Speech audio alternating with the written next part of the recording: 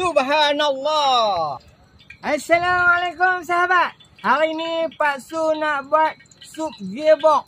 Gabungan antara sup gearbox Siam dan juga gabungan sup gearbox kampung. Sahabat, mari kita tengok bahan-bahan dia.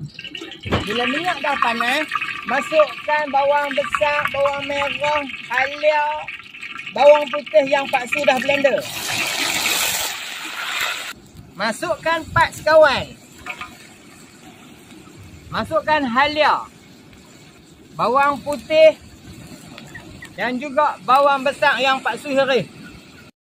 Kita gaul dia sampai dia pecah minyak tau. Masukkan rempah sup lebih kurang 2 sudu. Bila dah pecah minyak, masukkan buah tomato. Masukkan daun ketumbar dan juga batang sadri. Kemudian kita masukkan ayak rebusan daging. Kita masukkan sup bunjut. Pak Su masukkan garam lebih kurang 6 sudu. Dan perahan limau nipis. Limau nipis ni lebih kurang sebiji setengah. Tengoklah rasa dulu. Tengok gamak, kalau kurang masam, tambah sikit. Kita masukkan daun limau purut. Hak ni, hak special ni.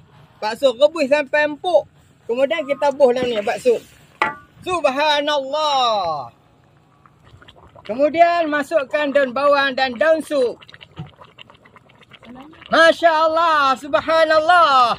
Sahabat, bermanfaat. Jangan lupa follow, like, comment and share.